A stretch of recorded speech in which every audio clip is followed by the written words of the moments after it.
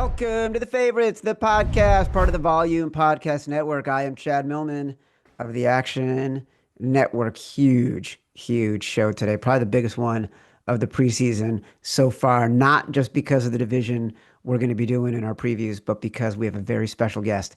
And I know for a fact, my co-host, my companion, my compadre, my BFF professional better, Simon Hunter, loves this guest. Hello, Simon. Yeah, Chad, life's good. 2 weeks from today, we'll be talking week one lines, and even better, we have arguably the number one sports journalist in America on the show today. Arguably. Yeah, someone's going to argue the other side. There's always that guy. So it's not going to be me, brother. It's not going to be me. We are going to have our final two episodes of our annual division by division NFL previews this week. We're finishing our team by team breakdowns. We will talk about the NFC North today. We will talk about the Chicago Bears. We will talk about Caleb Williams, which is appropriate because our guest today made some big news about Caleb Williams earlier this past spring because he's got a massive new book coming out, which is brilliant because he's brilliant. And he's an intrepid reporter. He's a friend of the pod. He's my close buddy.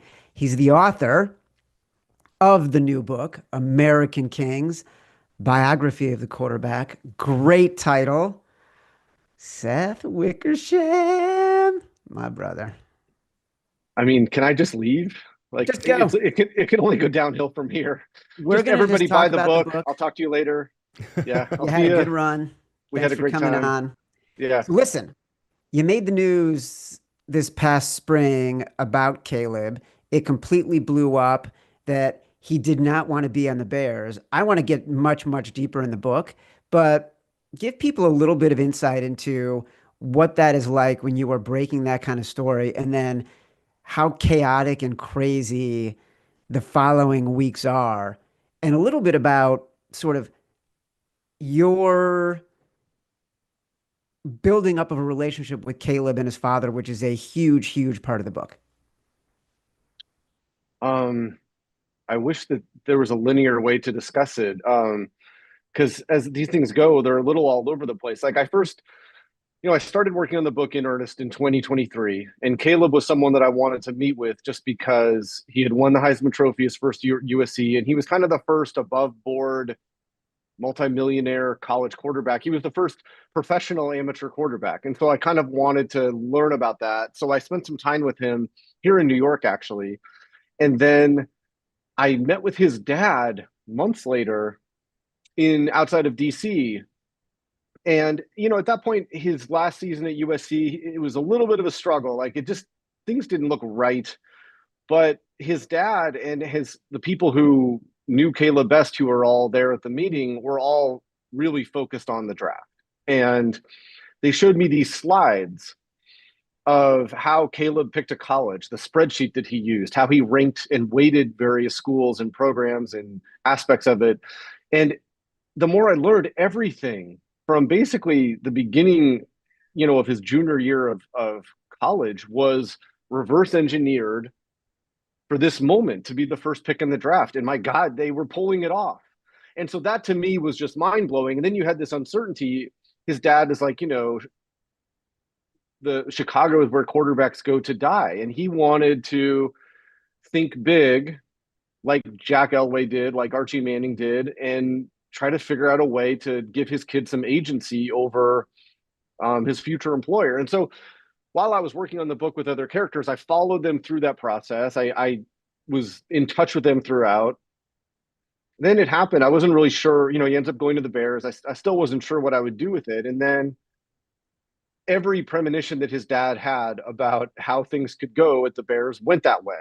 I mean, they were horrible in every way, and it was very predictable, and his dad predicted it. And so at that point, I just kept reporting. I met with Caleb and his dad separately earlier this year to kind of fact check things. And then, it's kind of a waiting game. Like the weird thing about books is that like you do all this work and then there are these massive gulfs of no action, of nothing happening, while the book is in production, whatever it might be. And so that's kind of how it all came together. And then, you're putting together a new story. Some editors did that, and then it goes out into the world, and you're doing a lot of talking. Listen, I know Simon wants to jump in because I was talking to Simon yesterday, and for those, Seth is one of my closest friends. We talk practically every day. So I don't think of him as a brilliant, intrepid reporter, but Simon is a true fanboy. So I want him to get his questions in. But to that extent, the book actually is brilliant. And I loved sort of the character development. And anybody who has ever watched a snap of football should buy this book because it's everything you want as a football fan. It's inside the game. You give great detail about various plays that anyone will remember from John Elway's life all the way through today. You mentioned Elway, you mentioned Manning. You were with both of them, in addition to probably half a dozen other guys. Explain a little bit as succinctly in sort of your pitch as you can what people are going to get out of this book as football fans. Well, I wrote it, as as someone who came at it from a place of real curiosity, having been a failed high school quarterback myself and having had my entire identity, at ages 14, 15, and 16 wrapped up in being a quarterback and what it's like walking through the hallway when you're the quarterback of the school. That as I've worked at ESPN now for a long time, 25 years. And if you cover the NFL, you cover quarterbacks. And even after all these years, I still had questions, and I wanted to write a book for anybody who's ever played quarterback, who's ever wanted to play quarterback, or anyone who's ever been kind of fascinated with it. And it's a very unique job. It's a very uniquely American job. And I wanted to also not do a history of the forward pass exactly, but a history of quarterback. Like, how did this job go from its invention in 1906 to very quickly being something that our culture celebrated and put up there with, other luminaries that, we honor and mythologize. Seth, you're leaving out two of my favorite things, which I'll tease for people. John Elway, who is just such a legend and is an important part of this book, has such an amazing quote that gives an example of how he thinks about his life and makes those comebacks throughout his career so much more clear about how he dreams about what will happen after he dies. I don't want to give it away because people should buy the book to read it. There's also one of the best quotes I have seen in a sports book, because you are deep inside the recruitment at the time of Arch Manning.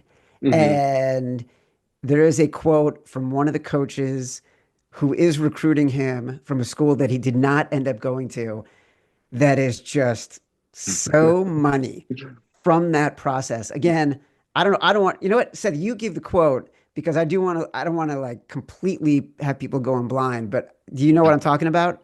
From Alabama? Saban? Yeah. Well, let's just say the Saban one. Yeah.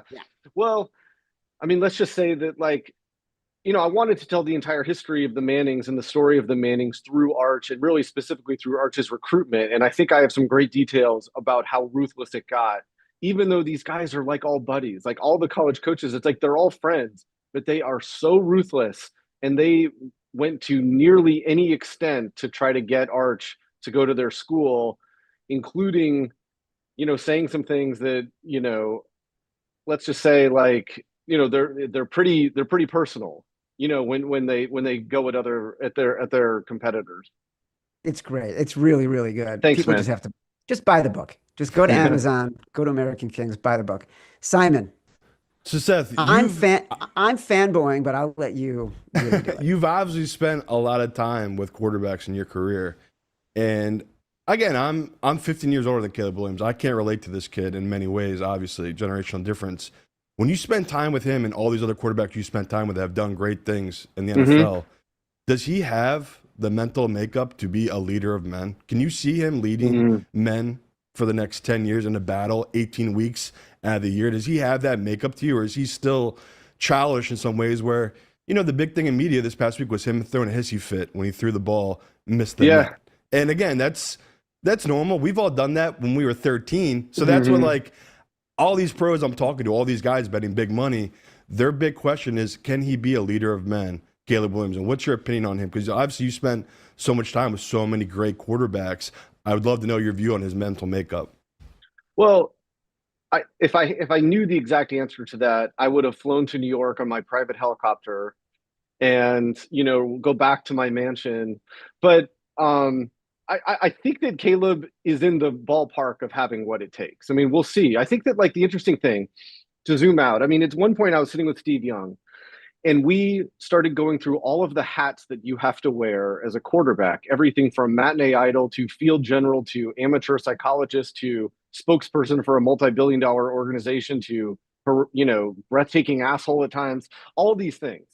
And I think we stopped at 17, and it was probably still incomplete. And I think that what Caleb has in abundance, and this is a kind of a timeless quality, I think, but it's really being clarified now, is that the fame and the notoriety that has come with this position and the place that we hold it in our culture has created a monster where I don't think having one of the 10 best arms of your generation is just enough anymore. I think that you have to have that quality that politicians have, that rock stars have, that lead actors have, where there's a hole in your personality that needs constant adoration, like writers, that needs constant adoration, constant love, that almost needs to live in a self-constructed ecosystem where everything revolves around you. And that in itself is fascinating, because it is something that these guys need to do to hardwire themselves to make it through this unbelievable winnowing from being one of like 16,000 starting quarterbacks in high school in America to being one of 32 in the NFL to being one of the 10 good ones to being one of the 3 that make it to the Hall of Fame.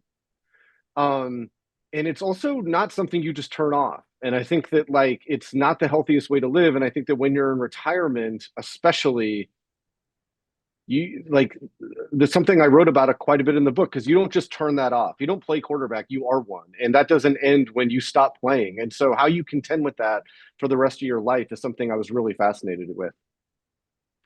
Yeah, that to me was amazing. Sort of a lot of these guys, Warren Moon, you spent a lot of time with, John Elway, Steve Young, you had in the past written about Y.A. Tittle and had maintained a relationship with his family. So you understood sort of how he managed the rest of his life.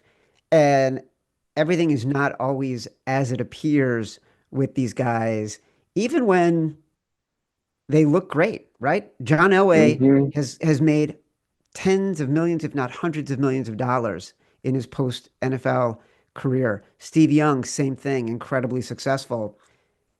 But they're missing something, right? Like, you are a quarterback.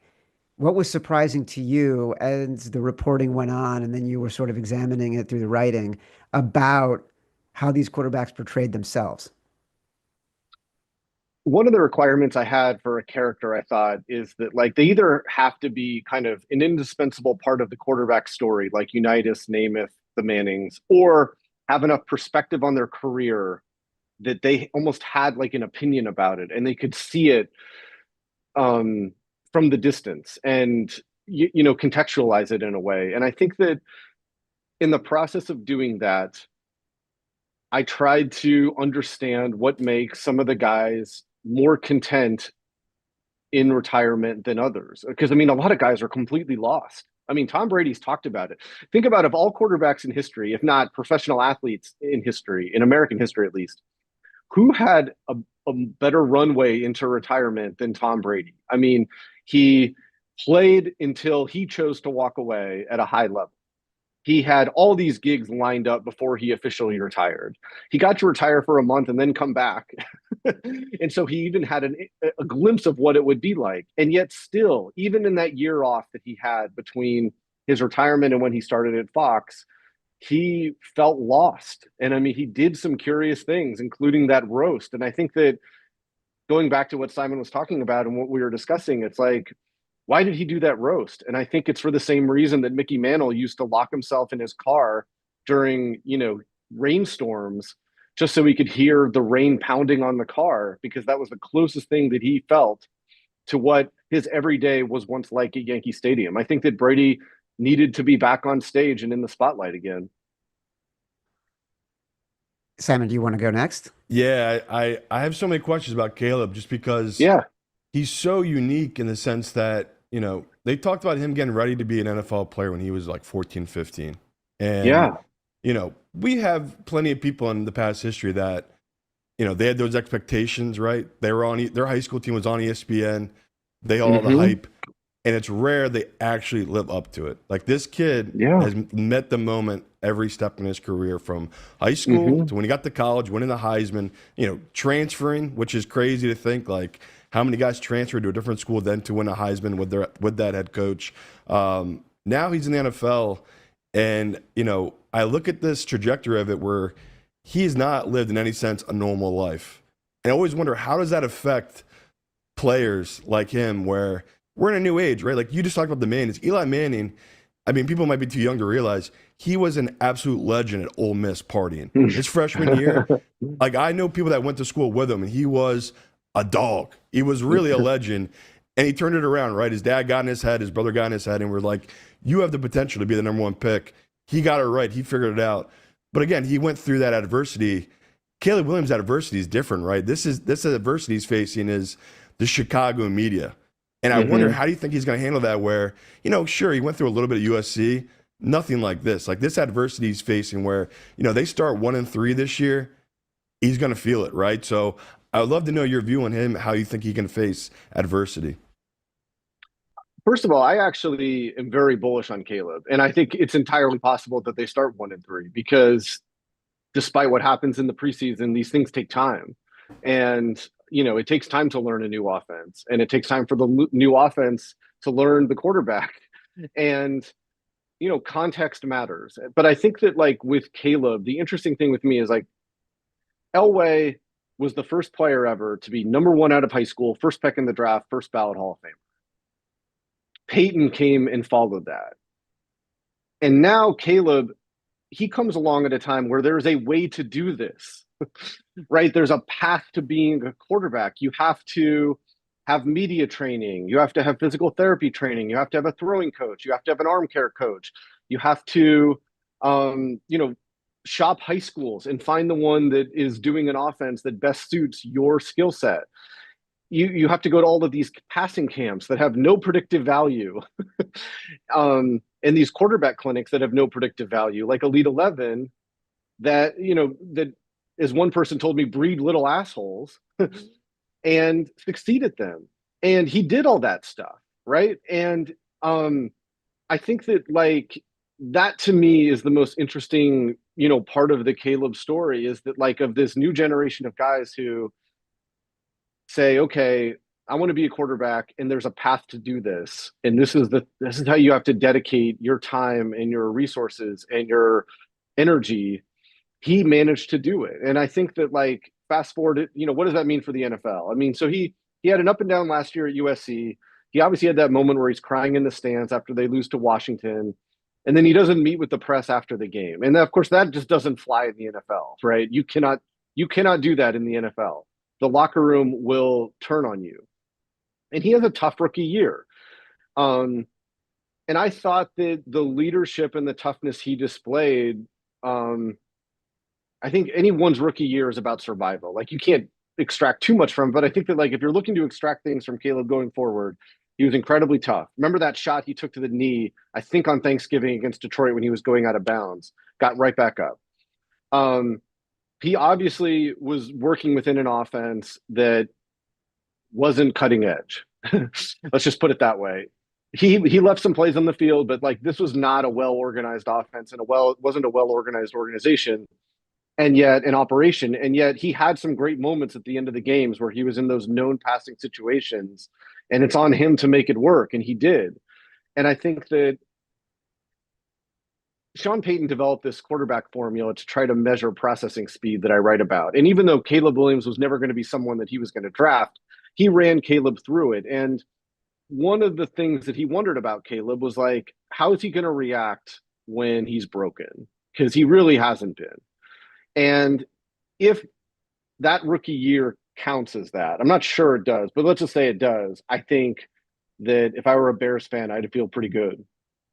So you just said the magic words. I know you got to get out of here because you got to go do much bigger I got podcast time. than ours. How could I possibly leave when you guys are saying such nice things about me? Well, we got to go. We got other things to talk about. Okay. But before you go, like on this show, one of our favorite coaches of all time is the guy you just mentioned, Sean Payton. Mm. And you have spent a lot of time with Sean Payton. You wrote a great story about him for ESPN, and you profiled a lot of what he was, a lot of what you're talking about is captured in the book as well. You just talked about the processing speed. He gave you a lot of insight pre-draft about what he was doing that, you were sworn to secrecy, which you now have written about on ESPN.com as an excerpt for the book. Tell people who haven't seen any of those things the relationship you had with Peyton in this book and what he shared with you about how he got to Bo Nix. Well, Sean Payton has, aside from the fact that, he's just one of the best offensive coaches of ever, he has always been haunted in a certain way. All of us ex-quarterbacks, we're all Uncle Ricos in some way, but with him in particular, he made it to the NFL as a replacement player and in 1987, and he struggled with processing speed. He struggled with multitasking.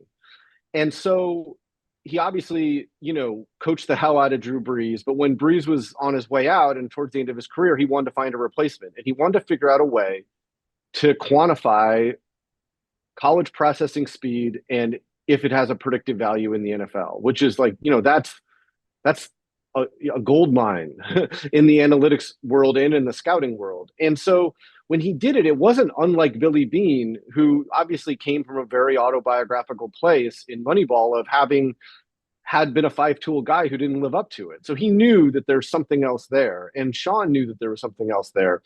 And so what he did was he took statistics that are like available to everybody and he kind of weighted them and he created what is essentially a failure index. And so he looked at all of the quarterback's negative plays and essentially tried to figure out how often they happen. And he did that first in 2017. And the quarterback that it led him to was Patrick Mahomes. He was going to draft Patrick Mahomes, and then the Chiefs obviously traded up with Buffalo, took him, and the rest is history. And even though he coached Brees for a couple more years, then he ended up sat out for a year, got with the Broncos. Russell Wilson wasn't going to work out. So he kind of dusted off that formula when he was going to draft a quarterback in 2024. And Bo Nix had by far the best score of anybody, including Jaden Daniels, including Caleb Williams, JJ McCarthy, anybody. And so I think that he felt that he had found a diamond in the rough in Bo Nix using this formula and subsequent meetings with Bo. And all of that stuff I just found fascinating. That, like, look, no one's saying that this is a silver bullet when it comes to quarterback evaluation, but here's a really smart guy who's done some things, and he managed to find something that really looked like it worked. And I detail it quite a bit in the book. It's fantastic. The whole book is fantastic. If you are a sports fan, if you are a fan of pop culture and how legends and myths are made and born, if you are a football fan, inside football fan, narrative storytelling football fan, just go buy the fucking book. Go buy American Kings, biography of the quarterback. Go to Amazon, go to Barnes and Noble, walk into your local bookstore. It's by Seth Wickersham. Go buy it. Seth Wickersham. Thanks for joining us, buddy. Good to Hey, see great you. to see you guys as always. Have a great day. All right, you too. All right, we're going to get on to the NFC North. All right, Simon, I hope you enjoyed Seth. I know you're a big fan of his work and what he does, and the book is amazing. So I hope everyone will check it out. We're going on to the NFC North. Just a reminder, NFC North plays the AFC North and the NFC East. This is the only division in football with all four teams over 8.5 wins and Super Bowl odds of 30-1 or less. It is so loaded with coaching talent. The three veteran coaches, Matt LaFleur, Kevin O'Connell, Dan Campbell, in this division have covered on a regular basis. They have overachieved. They have won with backups. They have lifted their teams up through personality and through strategy. They are the guys that we love. Now, here comes Ben Johnson, adding him to the list. They all have huge personnel gaps that make a lot of this impossible to handicap right now. But Simon, we're going to try anyways. Are you ready? You didn't answer me. You need me to say yes? Yes, I am ready, Chad. Yes. Start with the Lions. Division plus 145. Conference plus 400. Super Bowl 10-1. Win total 10.5. Can talk about losing Ben Johnson. Can talk about losing Aaron Glenn. I do think that the defense is better by virtue of just being healthy. I think that they were on a path to be a really dominant defense last year, and then they just lost everybody. They obviously have great talent across the board, whether it's Jamison Williams, Amon-Ra St. Brown, the two running backs, the tight end, Jared Goff, who I think is great. But here's the but to me. Frank Ragnow, center, retired. Kevin Seitler, guard, signed with the Titans. I have serious concerns about their offensive line. And what I can't figure out is it an overreaction to downgrade them because of the loss of Ben Johnson and Aaron Glenn? Have the books already accounted for that in the adjustment? 10.5 wins is lower than where they were last year. I can't get a read on this one. I feel like everyone is off the Lions, and that makes me think, are we missing something? Yeah, and I remember we talked about the season coming into this year, our preview of playoff teams. I forced him in there because I just couldn't get over the talent level, and I think I've come full circle in the sense that I'm even higher than I was a month ago on this team, and it is because of the talent level. And you just go through their last couple of drafts, some of their free agency moves, and it's just home run after home run. So this was a team I was trying to be down on because we've seen it time and time again. These windows are so small, and when you lose coaches, it's a big deal, especially an offensive genius like they had in a defensive genius in Aaron Glenn. Like, I think that guy is highly talented as well. But when you really dive into it, it's unreal, the talent of this team. Maybe, the best safety group in football. I agree with you. The weakness is definitely going to be that offensive line. Like, I'm glad you brought that up because I don't think enough people are talking about that with this team. To me, that is an adjustment, but, we've already talked about a couple teams that have suspicious offensive lines, and I'm a big believer in scheme, and quarterback can always overcome bad offensive line. Like, yes, there's going to be plays you'll lose out on because you have such a bad offensive line. They can't, adjust to the blitz coming, different things like that. But overall, long term, if you have a really good quarterback and really good weapons and an offensive scheme, they will figure out how to move around that offensive line and make it work eventually. So for this team, I was looking for other teams in this division to dethrone this team. It's not that it's been bad for all these other teams, but it all feels like they're all still a year or two behind this Lions team that's so established that just they know the deal. Like, in that locker room, there is zero doubt with this team. They put all the blame of last season onto those injuries like we talked about, which is totally fair. I think we talked last week or the week before. I had them as our number one team coming into the season last year, and my model has them at number 4, despite losing all that offensive, minded talent with Ben Johnson and offensive line pieces. They're still my number 2 offense, graded wise. So it's like, I don't know. I wasn't trying to be overreactionary, and I feel like I was making them my 7th seed when we did our playoff rankings. Now when I really dive into it, I've been investing heavily into their divisional odds. I've been investing into their win total, and the 10.5. If people were so confused about it, I think it is because of the coaches they lost. But I just think it's part of the schedule, right? They have a tough schedule compared to what they had last year, and it's also because I think their division obviously is better in many ways. But the fact that you could get them right now as a dog at Green Bay week 1, where Jordan Love has surgery on his non-throwing hand, he's not practicing. People know secret. I've been hammering that. If you could tease it up right now to 7.5, like that's exactly where I want to be with this Detroit Lions team. So, people can probably tell I've I really done a 180. I'm fully all in on this Lions team. It's just the talent level is just so insane that even if they do take a step back offensively, I think getting guys back healthy on defense will be such a bump that, at worst, can see this team being 11-5, 10-7.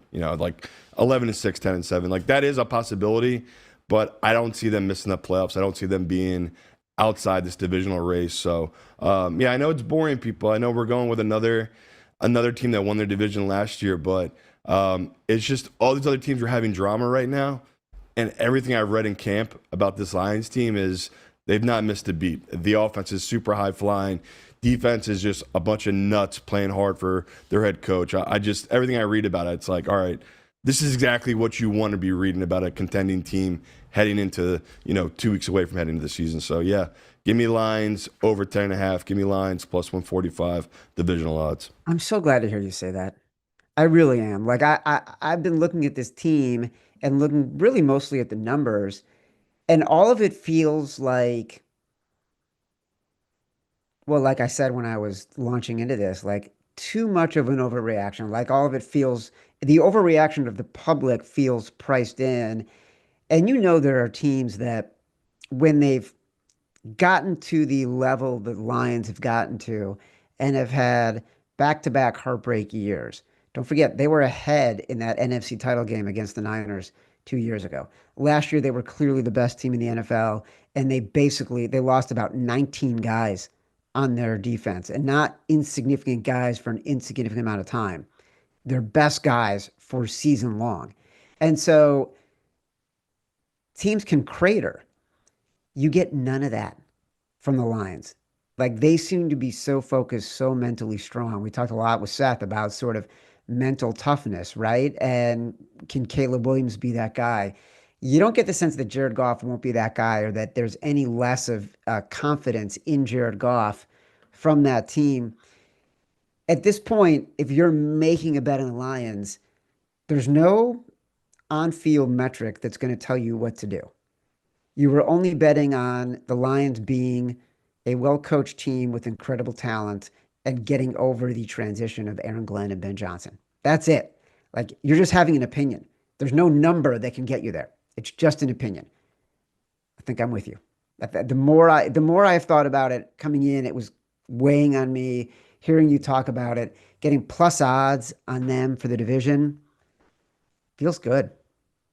Yeah, and it has to be this year though, because Yes, I look at this division, it is so talented, but it's young. And that's the cheat code they have. They have the veteran team in a very young division, but we know the deal, right? Like this is, outside that AFC West, this is probably the best head coaching group in all of football in this division. So, Lions fans know it. We know it.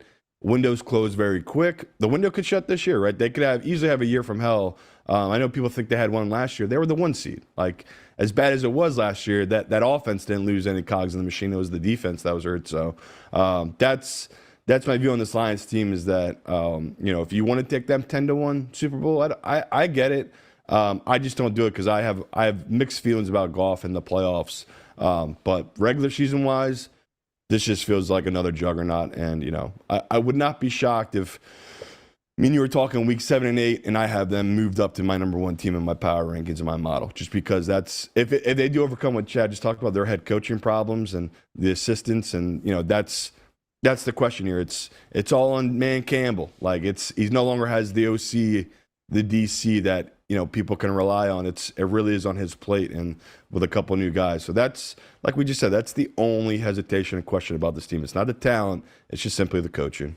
a little bit of a Chiefs vibe, right? When the Chiefs sort of get overrated, when the Chiefs get discounted by the public, and all of a sudden there's value on them because they lost this, they lost that, people looking for holes in Mahomes, whatever it is. It has a similar feeling to me of the past couple of years. Like let's go all in on the Eagles. Let's find a way to love the Packers, et cetera, et cetera. By the way, breaking news from the second floor of my house here in West Hartford from Owen Millman, who is texting me literally while being on the floor in the room directly below mine. Daniel Jones has been named as the Week 1 starter for the Indianapolis Colts. I The like Anthony that. Richardson era will continue to have to wait. So yeah, I would say for real life, we talked about for betting wise, that's good for me. Someone that wants the Colts to be a team I can bet on. So yeah, that's a big deal, right? That's I don't want to say nail in the coffin for Anthony Richardson, but he his career might be done in Indianapolis. Green Bay Packers plus 250 in the division. Conference 10-1. Super Bowl 20-1. Win total 9.5. So look, we've talked about this. I think we both bet the Packers at 20-1 to win the Super Bowl early in the offseason. No way, Still, did I really? I think you did. Yeah. Well, only thing I have in my book is your 49ers bet and Rams. I could have sworn we bet the Packers too. I have it in my book. I can't believe I don't know what was wrong with me in February. That's crazy. Um, the offensive line got better. I think the Yeah. receiving core got better. I think their pass rush is middling at best. Um, but I still think like you're skeptical.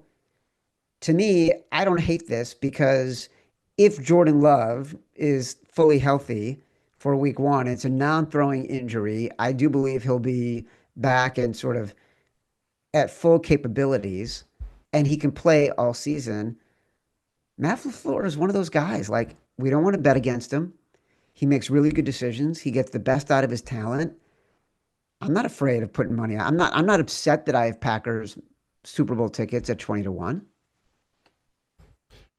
I don't know what's happened, but I'm out on them. I know I picked them for playoffs a couple months ago.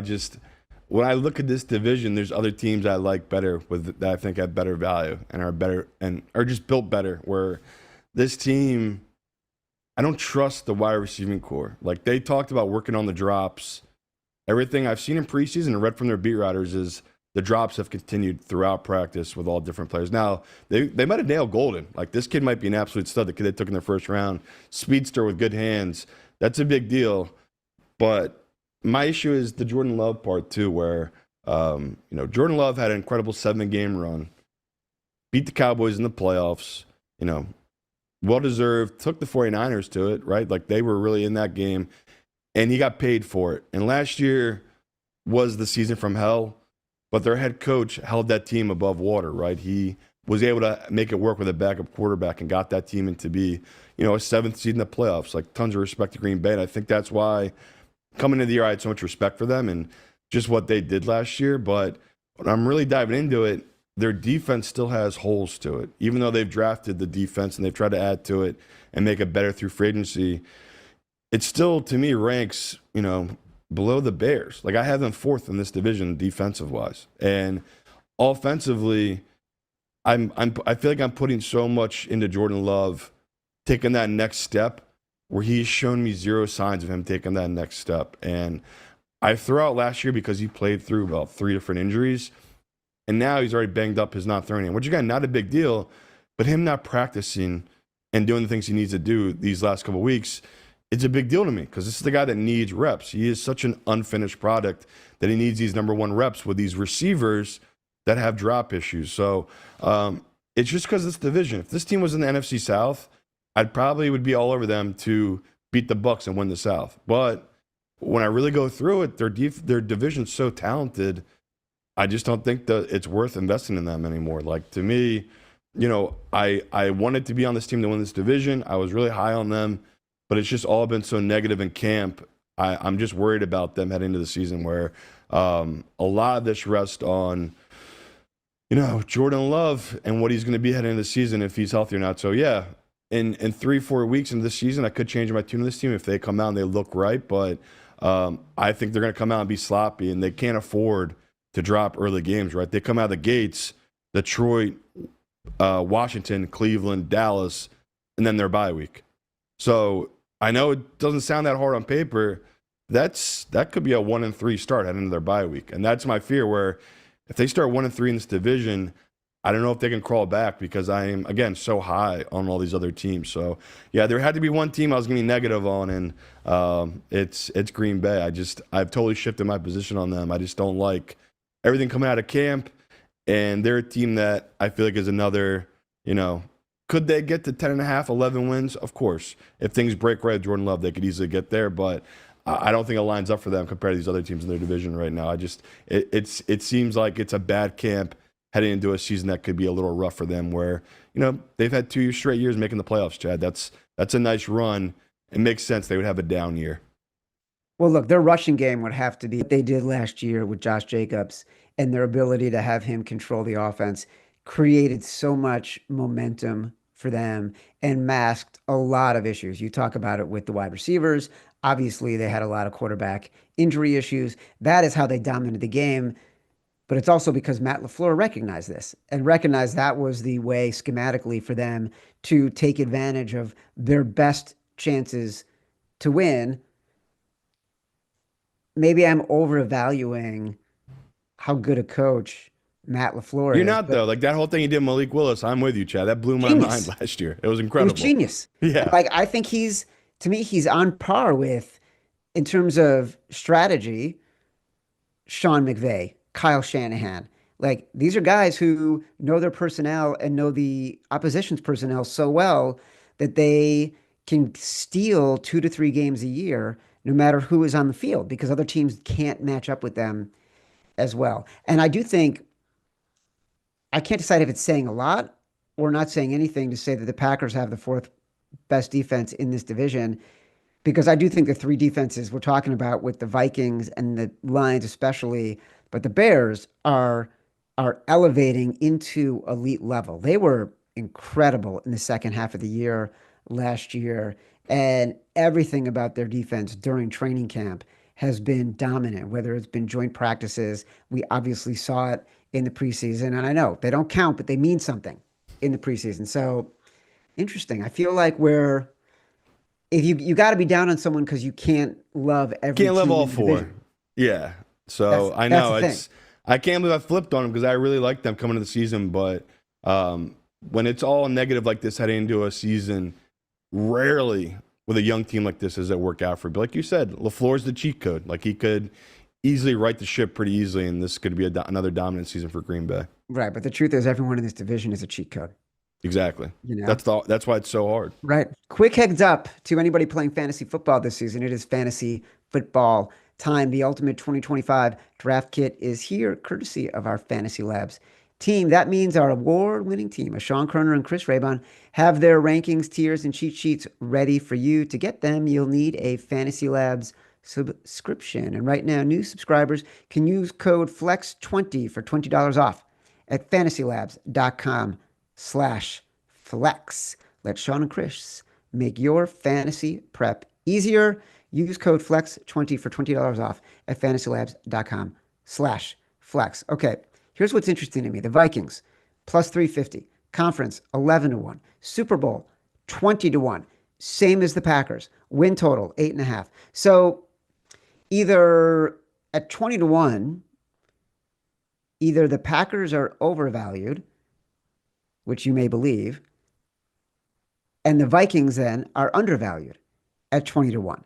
To me, that's how you have to it's binary in this case. I don't think like the Vikings and the Packers are necessarily even here. And I don't think that I think the Packers are closer to being priced right at 20-1 than the Vikings, who I think there's probably to me, they're overvalued, I mean to say. Because I don't think they should be 20-1. We don't know about JJ McCarthy. What we know is that last year, we did not believe in this team because of Sam Darnold, which was a mistake. We underestimated Kevin O'Connell because while he was coaching with a suspect quarterback in the hardest division of football, they were in it until the very last game of the year. So now he gets the guy that he liked and wanted to start last year, and he's proven he can coach basically any quarterback. So why shouldn't we believe in their ability to compete? Yeah, this is the team I flipped on. It was another year where I was like, okay, I'm happy to sit it out and see if JJ can take that next step. And not that I've been bullied, but every pro I talk to who knows what they're talking about while evaluating quarterbacks, they love everything about this kid. And, they loved it in July. Here we are in mid-August. And the beat writers are coming around on this kid, and they're really loving him. And you're seeing it in practice. He's being more confident and consistent, which is exactly what, if you're a bettor and you're taking a position on him, that's what you're hoping for. But Chad's right. Like, them being the same with Green Bay, to me, is crazy. That means someone very smart with a lot of money has moved this number, because this was not 20-1. Me and Chad talked months ago about the Vikings. So, I look at this team as, last year we did get burned by Sam Darnold. Anyone that was like flexing, they're like, yeah, see, my model predicted that. Your model is trash. There is no way your model predicted Sam Darnold being a fourth quarter hero like he was last year. That's just something that it's unpredictable. Now, if you said you based it off their defense and what their defense can do, I agree. That was something I definitely missed. That, the year before, we had talked about 2 years ago, they had this flukish thing where they basically led the league in fumble recoveries. And that was part of the reason we're like, okay, their defense might be great under Brian Flores, but they'll take a step back with the turnovers. And it didn't happen, right? Sam Darnold was able to protect the ball, and they were able to force a ton of turnovers last year, this Vikings defense. So we can agree this is part of their scheme with Brian Flores. Like, whatever he's running, it values attacking the ball and getting turnovers. So, looking at this team, it's, to me, probably the best value bet in this division because of the unknown of J.J. McCarthy. And I know it sounds crazy to do. He was 120-1 to win MVP. He's down to 80-1. I still don't hate it. And I know, again, it sounds crazy, but you have to look from the standpoint of, in the NFL, this happens all the time, where a guy misses a year or whatever, someone's ahead of him, like Mahomes with Alex Smith, and that year two, when they come in and start, there's no tape on them to prepare. These other teams can't adjust to it during the season, and they can have an incredible season. And it lines up for them where they have Hawkinson, Aaron Jones, Justin Jefferson, all these incredible weapons on offense with a top 5 offensive line, that if JJ is legit, this kid who all he did in high school was win. If you go back and look at his stats, just an incredible winner, gets to Michigan, same thing. And our biggest question was, can this kid throw the ball? Like, Harbaugh wouldn't let him pass the ball. So right there, it's tons of red flags. And now we're seeing with KOC, who's opening it up for him, the kid's got hell of an arm. It's all about the confidence and if he can believe in his own talent. So that's why, again, I'm still all in on the Lions from this division, because I still think this team feels like a year away. But I see the light. I see why pros have been hyping up this team and talking about them for the last 6 months now, because if JJ is that guy and he can do what Sam Darnold did last year, add in his athleticism and, be naive. Like, that's the key too, is he doesn't know any different, right? This kid is so naive coming into this league. He hasn't gone through all the bullshit that Sam Darnold did. We can both admit that caught up to, whatever that mental thing is, caught up to Sam against Detroit and the Rams. That mental thing is called ghosts and interior pressure. That's all it is. We all have that inner monologue. Like, we all have that self-doubt, and that's the hope with JJ is he's the puppet that's never been hit. He's got the good life, right? He's got the owner that loves him. Like, he's only been smoke blown up his ass, told how great he is. Hey, we got rid of Sam Darnold because this is your team. This is all you. Lead us to the promised land. So, to me, it's lined up for this team. And at 8.5 wins, I hate it. I wanted to fade this team so bad. I have to take the over, because it's like, if this kid's legit with a stacked defense and a stacked offense, this could be a really, really tough team to get out. So, again, brutally hard division. That's why I'm not going all in. Like, to me, the biggest bet I've made is the Lions so far, win total wise. But it's like 8.5. They should just be the same as Green Bay. They should be 9.5. Like, they should not be 8.5. There should be a 9.5 win total, because we've seen it time and time again. Like, a team like them that, what'd they win? 14 games last year? Is that really that big of a drop-off going from Sam Darnold to JJ? I don't think there is. I think it really is scheme to base. So last year, I believe it was fluky in some ways, but come on. They were going to get to 10 or 11 wins. Like, even with Sam playing out of his mind in all those fourth quarters, this was a complete team last year. And you just said it. They've added pieces this offseason to this team because they're paying a rookie quarterback. So it's lined up for this team, right? They brought in Jordan Mason to be their red zone running back as well. So, yeah, people can tell I've been around a lot of Viking truthers these last couple of months, and it's been picking away at me. I've been holding strong, but once I watched tape on him from their practices, and once I've read the B writers, it's like, okay, this kid, I can't keep denying it. He might actually have the goods, because that's the fear, is betting, like Chad talked about. This kid is totally unknown. I'm betting on preseason hype, which is never good. But again, I'm not heavily invested. I still think the Lions are the best team in this division. I just, out of the Green Bay, Bears, Vikings trio, I do put the Vikings at number 2. So I watch a lot of Chase Daniel, the ex-quarterback. He's got a great YouTube channel where he breaks down quarterbacks, and he does it on TikTok too. The 3 quarterbacks he has spent the most time on, pointing out like, oh, this guy's good. Are you ready? 1, Cam Ward, which you've been on for months. 2, JJ McCarthy. 3, Caleb Williams. Yeah. So let's talk about the Bears for a second, because their division is 450, conference 16-1, Super Bowl 30-1, win total 8.5. Reminder, NFC North is the only division that has all 4 teams with win totals of 8.5 or higher and Super Bowl odds of 30 or shorter. That's how good people expect this division to be. It's a little bit like, I think it was last year or 2 years ago, that was the AFC North, where the Browns, the Bengals, the Steelers, and the Ravens were all over 8.5. So look, the Bears, anyone would argue, highest ceiling, lowest floor, because their combination of new coach and relatively new quarterback is so unknown and so loaded with potential. And no QB, we just talked to Seth about it, has been examined more during the preseason. You asked Seth 2 questions. They were both about Caleb Williams' mental state. No quarterback has been more examined during the preseason, from missing the net on accuracy drills to looking like a Hall of Famer on an opening drive of the preseason. I was in Vegas all last week. I got home later in the afternoon, evening on Saturday night. Got home just in time to turn on the Bears playing the Bills. And like I turned it on at 10 after 8. That first drive, the crowd was so insane. Caleb was so good, dropping back, quick decisions, laser throws, no hesitation whatsoever. And then that defense and that crowd, it felt like it was Bears football in January, right? That's how starved people in Chicago are for a team that can perform at a halfway decent level. But just because Ben Johnson has been a genius coordinator doesn't mean he will be a genius head coach, right? And as much as I think the defense has gotten so much better in personnel and coaching, and the offensive line is so much better, Joe Thuney, Drew Dahlman, I really worry about this team, because this sked is such a mix of high and low. They get the Saints, but they get the Eagles.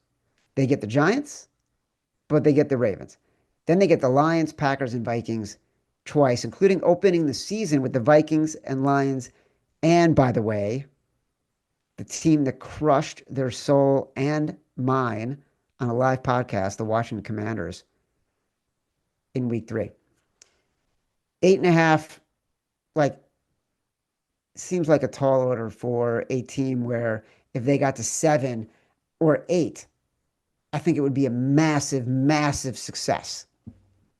And that's what I have him. I had him at 8 wins. So I am towards the under here, but I didn't bet the under. I'm honestly leaning towards the over, just because of what you talked about, that Ben Johnson upgrade. And we talked on the phone last night, and I told you what got me really fired up wasn't the touchdown pass. Obviously, was the misdirection and having your second tight end, Clement, running 30 yards down the field in stride, Caleb hitting him. And like that's what I want to see out of a Ben Johnson offense, is the misdirection and a 30-yard bomb down the middle to your tight end, because that's what makes him so special. It's like you need someone to think differently when everyone else is thinking the same, and that's what makes Ben so unique and special. And I told you a month ago it was going to be ugly early on with Caleb, because Ben is such a psycho. And if you're not running it right, he's going to make you run it again and again and again. And you're going to hate him. You're going to resent him. You're going to get pissed off about it. But that's his style, because he wants perfection. And, you know, Caleb, like we talked about, the reason I was asking Seth so much about Caleb is because I'm a believer in Caleb. Like I've followed him obviously since he's in high school. I've heard about this kid in the DC area, and I've been following him this whole run. And every step of the way, I've agreed with the other pundits of, no, this kid is the once in a generational talent. He's one of a kind, and he's coming to the league, and there was flashes of it.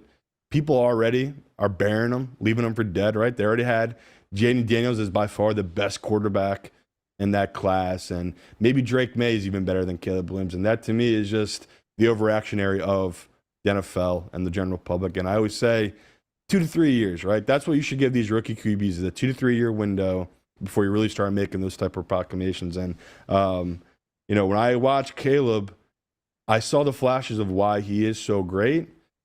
But that's what I was asking Seth about his mental makeup was there's so many things he did last year that, yes, the coaching staff failed him in many ways, but Caleb was failing in many ways. And we all can agree that. We saw what happened after that Washington game, that they completely, caved in on themselves, and that all really started with him.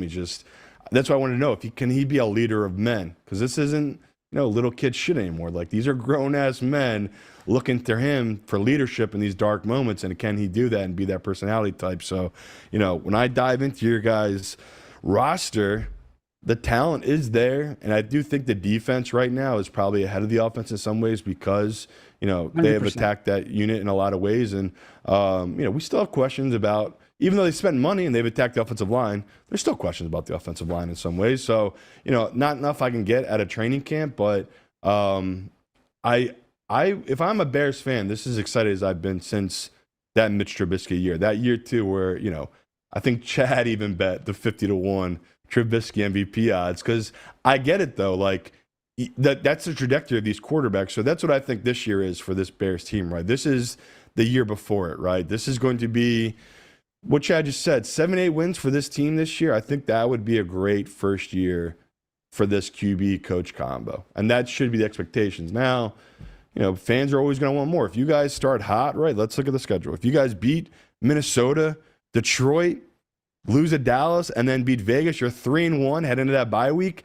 How do you not drink the Kool-Aid? So that's why, it's going to be tough with Bears fans here where, the excitement might be so hard to pass on, because it's great that you have the Vikings in Detroit early on, because there's going to be no tape on Caleb in this offense. Like, you could beat these teams early on because there's nothing to really defend against. They don't know how to scheme against it.